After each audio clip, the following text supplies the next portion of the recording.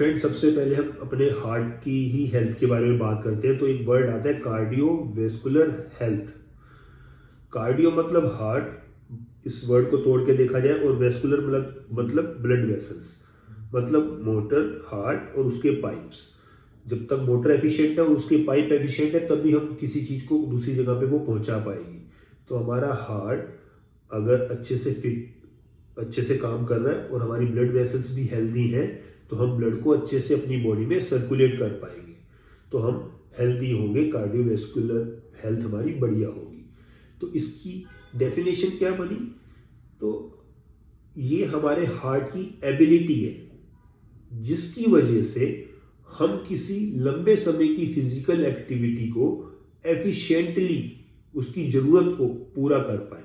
मतलब अगर हम कोई फिजिकल एक्टिविटी कर रहे हैं, मान लो हम रनिंग कर रहे हैं, जॉगिंग कर रहे हैं एक लो पेस पे, और हम लंबे समय तक उसको कर पा रहे हैं, मतलब उसकी डिमांड को पूरा कर पा रहे हैं। डिमांड क्या है? एटीपीज चाहिए हमारी मसल्स को काम करने के लिए, और उन एटीपीज के लिए ऑक्सीजन हमारा हार्ट भेज रहा है।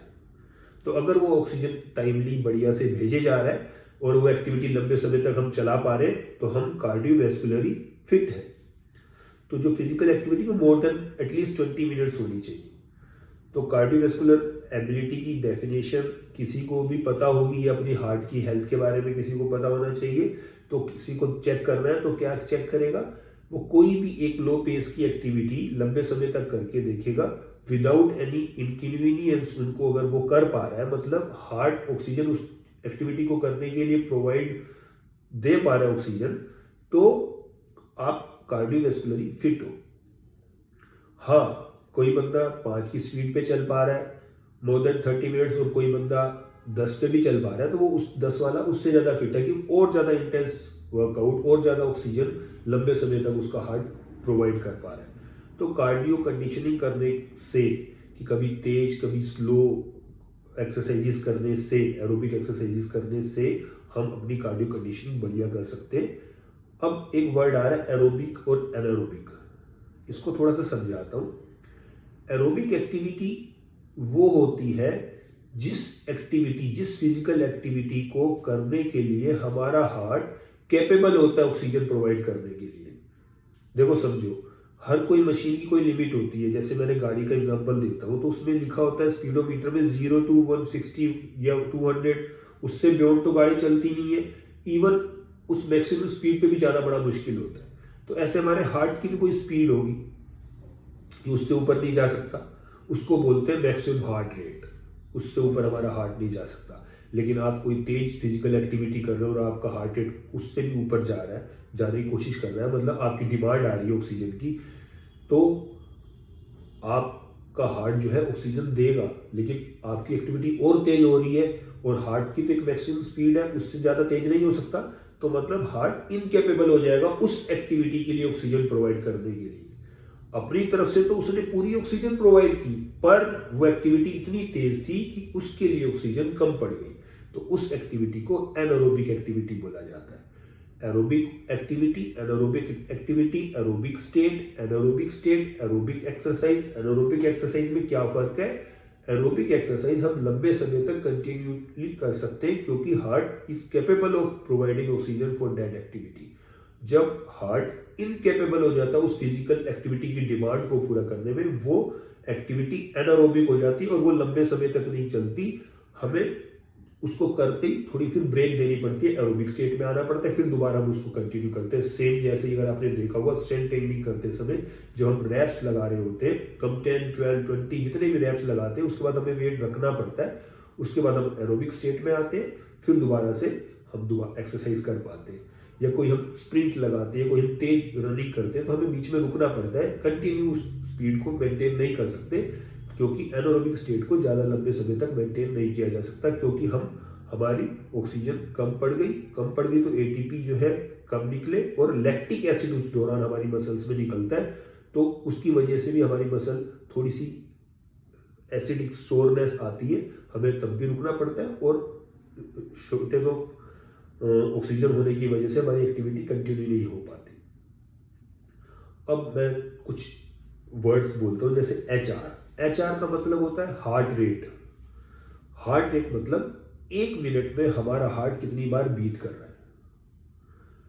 हार्ट रेट से हम अपनी एक्सरसाइज की इंटेंसिटी भी, एक नॉर्मल इंसान की इंटेंसिटी, हेल्दी पर्सन की वर्किंग या फिजिकल एक्टिविटी की इंटेंसिटी को नापने के लिए एचआर चेक की जाती है। जितनी ज़्यादा हार्ट रेट पे उसकी एक्टिविटी हो रही है उतना ज़्यादा उसकी एक्सरसाइज की इंटेंसिटी हार्ड है। तो एचआर का मतलब है number of beats in a minute, number of heart beats in a minute. 1 minute में हमारा हार्ट कितनी बार बीट कर रहा है, हर वक्त अलग अलग। अब हम बैठे अलग, चलेंगे अलग, भागेंगे अलग, और स्प्रिंट मारेंगे उससे अलग, वेट उठाएंगे तब अलग। हर तरीके से हमारा हार्ट जो है हमारी फिजिकल एक्टिविटी को सपोर्ट करने की कोशिश करता है, अपनी स्पीड को चेंज करता रहता है ताकि ऑक्सीजन उसको पास ज़्यादा पहुंचे, ताकि उसकी एटीपी बने, एटीपी की डिमांड पूरी हो। ऑक्सीजन पहुंचेगी तो एटीपी की डिमांड पूरी होगी।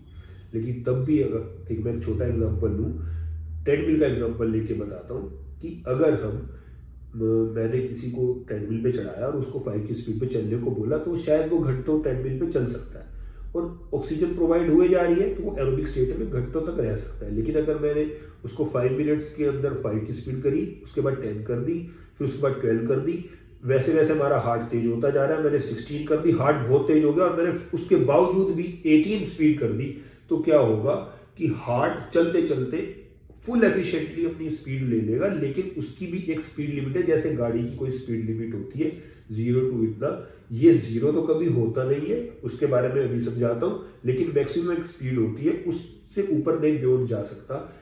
इसलिए वो उस फिजिकल एक्टिविटी को की ऑक्सीजन को प्रोवाइड करने में इनकेपेबल हो जाता और वो एक्टिविटी एनारोबिक हो जाती है। अब देखो मैंने स्पीड बढ़ा दी, 18 कर दी, मेरी लेग्स तेज तेज हो गई, जो भी दौड़ रहा है उसकी लेग्स बड़ी तेज हो गई, फिजिकल एक्टिविटी तेज हो गई, एटीपी की डिमांड ज्यादा आई, हार्ट अब तेज हुआ, लेकिन अपनी मैक्सिमम स्पीड से ज्यादा तेज नहीं हो सकता। उसने भी अपनी मैक्सिमम जितनी ऑक्सीजन प्रोवाइड कर सकता था करवा दी, लेकिन एक्टिविटी और तेज होने की वजह से वो ऑक्सीजन कम पड़ गई और वो एक्टिविटी एनारोबिक हो गई। और एनारोबिक एक्टिविटी ज्यादा देर तक नहीं चल सकती, हमें दोबारा से एरोबिक स्टेट में आना पड़ता है। ठीक है, अब एक वर्ड बताया मैंने HR, heart rate, number of beats in a minute. इससे कई लोग कंफ्यूज होते हैं आरएचआर से, रेस्टिंग हार्ट रेट। एक होती है रेस्टिंग हार्ट रेट, जब हम रेस्ट पे हैं, जब हम सो रहे हैं, जब हम बैठे हैं, जब हम लेटे हैं, ये ऑलमोस्ट रेस्ट की स्टेट होती है।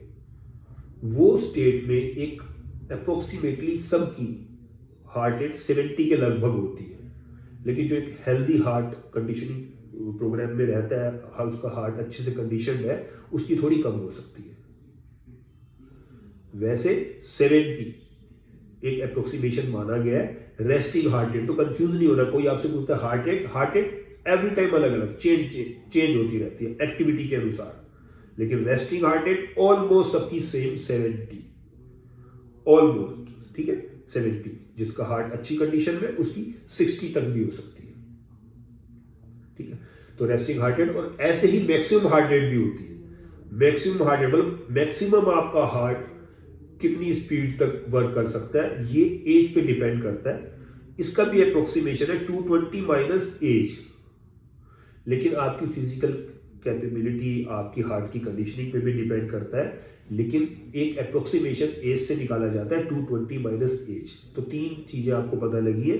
एचआर मतलब heart rate, number of heart beats in a minute, हर टाइम अलग अलग एक्सरसाइज की इंटेंसिटी को एक हेल्दी पर्सन की नापने के लिए इस्तेमाल की जाती है। रेस्टिंग हार्ट रेट ऑलमोस्ट सबकी सेम 70 होती है, पर हेल्दी इंसान की, जिसका हार्ट थोड़ा हेल्दी है, वेल कंडीशनड है, उसकी कम होती है। थर्ड, मैक्सिमम हार्ट रेट, ये एज डिपेंडेंट होती है, लेकिन अप्रोक्सीमेशन है, डिविएशन होता है हर किसी फॉर्मूला में 220 माइनस एज। ठीक है, ये 3 चीजें आपको पता लग गई। तो ये हमारे हार्ट से रिलेटेड थोड़ी सी बात हुई थी। एक बात मैं और क्लियर करना चाहूंगा, कई लोग ब्लड प्रेशर और हार्ट रेट में बड़ा कंफ्यूजन में रहते हैं। हार्ट रेट क्या हुआ, हमारा हार्ट 1 मिनट में कितनी बार बीट कर रहा है। देखो बीट कर रहा है, हर स्ट्रोक में ब्लड फेंक रहा है, ऐसे हर स्ट्रोक में ब्लड फेंक रहा है, ऐसे ब्लड फेंक रहा है, हर स्ट्रोक में ब्लड फेंक रहा है। एक्टिविटी तेज हो जाता है, और तेज हो जाता है। तो ब्लड का जो फ्लो है, ये और बड़ी टर्म्स है, स्ट्रोक वॉल्यूम, कार्डियक वॉल्यूम, वो हम आगे डिस्कस करेंगे। अभी हम हार्ट रेट को डिस्कस कर रहे हैं। हार्ट रेट तेज हो जाती है, मतलब नंबर ऑफ स्ट्रोक्स बढ़ जाते हैं मिनट पे। तो ये तो होगी heart rate. Blood pressure, pressure word आ रहा है, इसका क्या मतलब है? देखो आप सोचो, आप कभी पौधे को पानी दे रहे हो तो आपने पाइप पकड़ा हुआ है, तो आप पाइप को हल्का सा पुश करते हो, उसकी वॉल्स पे प्रेशर क्रिएट करते हो, तो पाइप पानी आगे की तरफ जाता है। तो हमारा हार्ट भी ब्लड फेंक रहा है बाहर हमारी बॉडी में और ले भी रहा है। तो हमारी बॉडी से लेना और फेंकना हार्ट का काम है। तो हार्ट का एक फिर साइंटिफिक टर्म बता रहा हूँ, डायस्टोलिक प्रेशर और सिस्टोलिक प्रेशर। जब हार्ट वापस ले रहा होता है बॉडी से, तो उसका प्रेशर जो है बॉडी के प्रेशर से, ब्लड के प्रेशर से कम होना चाहिए, तभी ब्लड हार्ट में इजीली आएगा। तो वो होता है 80, और जब ये बॉडी में फेंकता है तब होता है 120। जब लेता है ब्लड 80 के प्रेशर से, जब फेंकता है 120। तो ब्लड प्रेशर जो फेंक रहा है ये 120, मतलब हार्ट की दीवार पे जो प्रेशर आ रहा है, जो ये फेंक रहा है वो 120, उसको बोलते हैं ब्लड प्रेशर। अब कोई आपने सुना होगा छोटी सी फ्रेज कि ब्लड प्रेशर है, जिसको ब्लड प्रेशर सबको है। हाई ब्लड प्रेशर एक मेडिकल कंडीशन है। ब्लड प्रेशर सबको है, ब्लड प्रेशर नहीं होगा तो ब्लड आगे फ्लो कैसे करेगा? लेकिन हाई ब्लड प्रेशर एक मेडिकल कंडीशन है। अगर जो ये सिस्टोलिक प्रेशर है 120 की जगह रेस्ट में बैठे बैठे 145 को क्रॉस कर जाए, ये 145 है, तो हम एक मेडिकल कंडीशन में आ गए जिसको हाइपरटेंशन बोलते हैं, हाई बीपी की बीमारी। तो ब्लड प्रेशर और हार्ट रेट को कंफ्यूज मत करो। हार्ट रेट है number of beats in a minute, और ब्लड प्रेशर है हार्ट जब ब्लड फेंक रहा है तो उसकी वॉल पे, एरोटा की वॉल पे जो प्रेशर आ रहा है, जो फेंक रहा है, तो उसकी वॉल पे जो ब्लड का प्रेशर आ रहा है फेंकते वक्त, वो जो ब्लड प्रेशर है वो 120 होना चाहिए रेस्ट के टाइम पे। और किसी का रेस्ट के टाइम पे अगर 120 से ज्यादा हो रहा है तो इसका मतलब 145 से ज्यादा हो रहा है या 145 हो रहा है, तो वो हाइपरटेंशन की मेडिकल कंडीशन है उसके साथ। क्यों होगा ज्यादा? अगर देखो वो फेंक रहा है, या तो कहीं से स्क्वीज हो रखी है ब्लड वेसल, या ब्लड वेसल की इलास्टिसिटी खराब है, तो आगे ब्लड को फ्लो होने में अनइजीनेस हो रही है, तो इसलिए वो प्रेशर रेस्ट के टाइम पे। तो देखो ऐसा बंदा, ऐसा मेडिकल कंडीशन वाला क्लाइंट या कोई भी बंदा अगर तेज वर्कआउट करेगा, जब रेस्टिंग पोजीशन में उसका इतना ज्यादा ब्लड का प्रेशर आ रहा है, उसको हार्ट जब फेंक रहा है, तो ऐसे टाइम पे, और जब वो थोड़ा विग्रस एक्टिविटी करने में जाएगा तो किसी ब्लॉकेज की वजह से या कम इलास्टिसिटी आर्टरी की वजह से और ज्यादा प्रेशर बढ़ सकता है, बहुत जल्दी प्रेशर बढ़ सकता है। तो इसलिए हाइपरटेंसिव जो मेडिकल कंडीशन के साथ होते हैं उनको बहुत तेज वर्कआउट नहीं कराते, और ना ही उनकी हार्ट रेट से हम नापते उनकी एक्सरसाइज इंटेंसिटी। ठीक है, तो अभी आपको हार्ट रेट पता लगा, रेस्टिंग हार्ट रेट पता लगा, मैक्सिमम हार्ट रेट पता लगा, और ब्लड प्रेशर और हार्ट रेट में क्या डिफरेंस है वो आपको पता लग गया। क्योंकि ये मैं इसलिए बता रहा हूँ कि कई लोगों को मैंने पढ़ाते समय कंफ्यूज होते देखा ब्लड प्रेशर और हार्ट रेट में। ठीक है, लेकिन नॉर्मल इंसान भी जब विग्रस वर्कआउट करता है तो ब्लड प्रेशर थोड़ा सा बढ़ता है। लेकिन बढ़ा हुआ ब्लड प्रेशर तो आपको पता है कि मेडिकल कंडीशन है, क्योंकि बढ़ा हुआ ब्लड प्रेशर पूरी बॉडी में, जब बढ़ा हुआ ब्लड प्रेशर ट्रेवल करेगा तो हमारी ब्लड वेसल्स जो बहुत बारीक हैं उनको पंचर कर सकता है। ऑर्गन्स के अंदर जो छोटी छोटी ब्लड वेसल्स जा रही है उनको पंचर कर सकता है, उससे ऑर्गन भी डैमेज हो सकता है धीरे धीरे टाइमली। तो बढ़ा हुआ ब्लड प्रेशर हमें हमेशा कम ही रखना होता है, हमें नॉर्मल ही रहना होता है। लेकिन एक्सरसाइज में जो थोड़ा सा ब्लड प्रेशर बढ़ता है उससे एक नॉर्मल इंसान का तो पूरा आर्टरी या पूरा ब्लड वेसल्स का जो सिस्टम है एकदम क्लीन हो जाता है। और अगर कोई मेडिकल कंडीशन के साथ है, उसका बढ़ रहा है ब्लड प्रेशर, तो वो उसको नुकसान पहुंचा सकता है।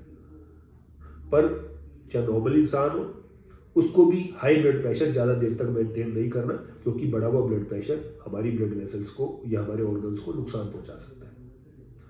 अब अगले एपिसोड में हम आपसे वार्म अप, कूल डाउन, ये सब चीज़ डिस्कस करेंगे। Thank you.